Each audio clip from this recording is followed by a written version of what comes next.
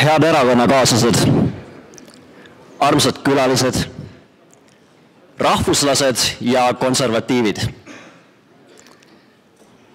Täpselt 189 päeva pärast on kohalike omavalitsuste valimised.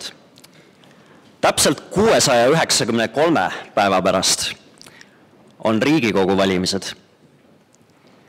Mõned poliitikud vaatavad seda kiirteel lähenevat tuld hirmuga, teised lootusega.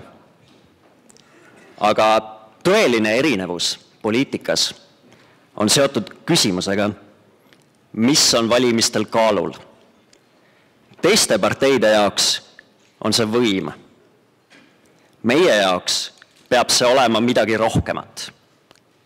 Eesti tulevik. Veel üks järeldus, mille me saame kohe teha, on seotud matemaatikaga. Aega ei ole. Nii et räägime asjast. Meie erakonnal on tugevusi, mida kellelgi teisel ei ole.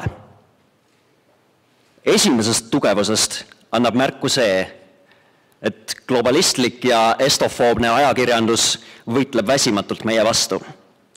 Sorose fondid ja Putini käsilased Eestis on üksmeelel, et rahvuskonservatiivid ohustavad nende sepitsusi. Kogu poliitiline klass on jõudnud konsensusele, et rahvuskonservatiivid on neile salongi kõlbmatud. Mis tähendab lihtsalt, et kõigi liberalismi vormide kõrval IRL-ist sotsideni esindame meie midagi maailmavaateliselt fundamentaalselt teistsugust. Ja sellega me peame nõus olema. Mulle sattus kätte vabadussõjalaste ajaleht 1933. aasta märtsist, välja antud täpselt aasta enne seda häbiväärset hetke Eesti ajaloos, kui eelmine rahvuslik liikumine langes poliitikute võimuambitsioonide ohvriks. Meil tasub kuulda võtta meie eelkäijate vabadussõjalaste nõu ja sõnumit ja samamoodi nende hoiatust. Tsiteerin. Meie teame, et vabadussõjalaste liikumist tahetakse hävitada sellepärast, et see liikumine julgelt ja ennast salgavalt on asunud erakondliku korruptsioonivõimu ja sahkerduste hävitamisele. Et see liikumine kategooriliselt on astunud välja punaste mürgituse vastu. Tsitaadi lõpp. Ja täpselt nõnda oleme ka meie heitnud kinda poliitikute korruptsioonile ja punaste mürgitusele. Ja täpselt niisamuti tahavad nemad meid kättemaksuks hävitada. Seda saab ebameeldivaks pidada vaid argpüks. See on meie esimene tugevus. Ja ma tsiteerin edasi samast ajalehest. Koos järjest süvenevate majandusliku ja poliitilise elu raskustega on meil maad võtnud järjest suurenev rahvuslik liikumine, mis on omale sihiks seadnud riigi ja rahvuse kui terviku huvid, aga mitte üksikisikute ja klikihuvide rahuldamise riigi arvel. See liikumine ei ole mitte üksikute inimeste vaimusünnitis, see on võimas rahva liikumine, mis korraga üle maa on lõkkele löönud, nagu tuli, mis siiamaani tuha all hõõgus ja omale väljapääsu otsis. Tsitaadi lõpp. Mitte keegi, kes veetis vabariigi aastapäeva õhtu tõrvikurongkäigul Tallinnas, ei saa öelda, et seda rahvuslikku liikumist ei eksisteeri. Me oleme tuha alt äratanud selle esimesed sädemed. Aga meil tuleb käia kogu tee uue rahvusliku ärkamiseni. Meil tuleb end siduda tihedamalt Eesti kultuuriga, tuua selle sügavamad hoovused tänapäeva, et Eesti oleks eestilikum, et meie ise oleksime eestilikumad.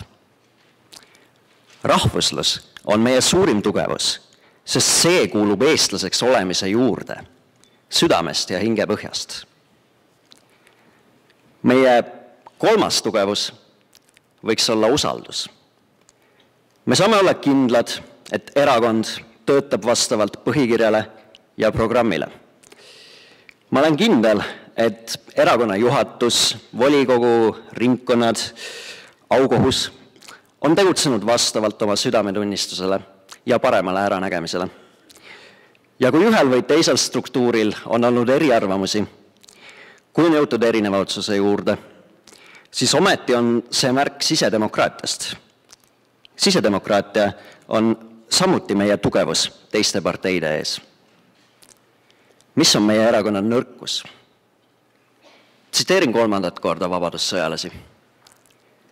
Pealiskaudsel vaatlemisel näib rahvuse kui terviku taasleidmine teostatav olevat ka erakondade kaudu. Kuid asudes asja sisu juurde, leiame siin ainult vana viina uues astjas. Paberil ja sõnades on loodud vägagi ilus ja vastuvõetav ideoloogia, kuid selle läbiviimine on jäetud targu teostamata. Tegutsevad samad mehed samas vaimus kui varemgi. Sarnane rahvuslik liikumine on ainult rahvususe idee mõnitamine, ainult vähem teadlike meelitamine rahvususe sildiga. Tsitaadi lõpp. Head erakonnakaaslased, meid siin ei ohusta vangistus ja salamõrvad, nagu vabadussõdalasi 80 aastat tagasi. Suurim oht meie erakonnale ei ole diktatuur, nagu kuulsime hiljuti hooletult loobitud sõnu. Suurim oht erakonnale on erahuvide võit rahvuse kui terviku üle, just nii, nagu see oli 80 aastat tagasi.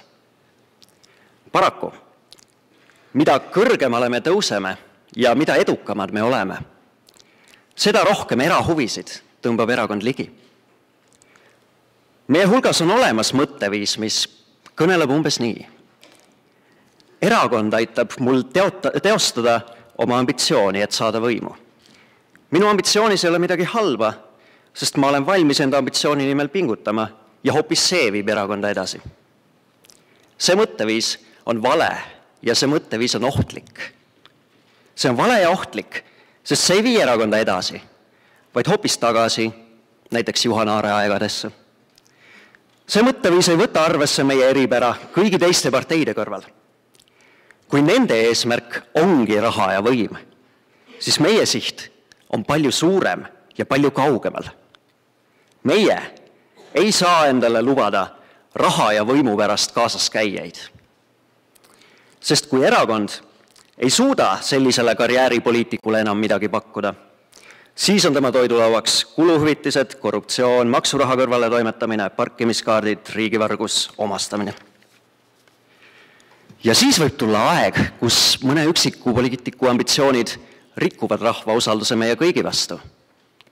Valijail on siis täielik õigus küsida, kas see ongi Eesti Konservatiivne Rahvaerakond.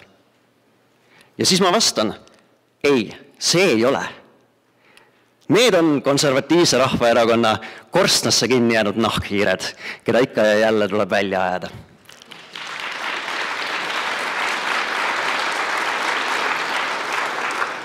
Või kui võrrelda erakonda väikelinna ööklubiga, siis mõnel laupäeva õhtul astub uksest sisse paar musklist poissi, kes leiavad, et nemad on peoperemehed, kõik kohalikud tüdrukud kuuluvad just nimelt neile ja kes hakkab vastu, sellel tuleb nägu sisse lüüa. Ööklubis on selleks puhuks turvamehed. Erakonnas ei ole turvamehi. Erakonna turvamehed oleme me ise. Erakonna juhid ja lihtliikmed, aktivistid ja ideoloogid, noored ja elukogenud. Ma räägin sellest kõigest murega, kas me suudame õppida teiste vigadest. Õppida nii, et me ise ei pea neid vigu läbi tegema. Selles on küsimus. Kui me seda suudame, siis 10 aasta pärast ei ole me enam lihtsalt parlamendierakond, vaid Eesti tulevikku kujundav jõud.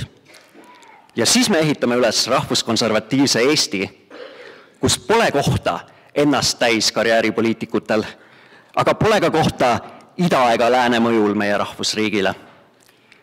See on Eesti, mis kannab meie esivanemate pärandit, aga ise ei ela minevikus.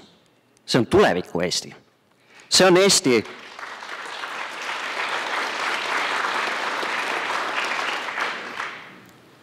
Eesti, mis laseb meie järglastel ellu viia meie esivanemate unistusi. Ja see Eesti on võitlemist väärt.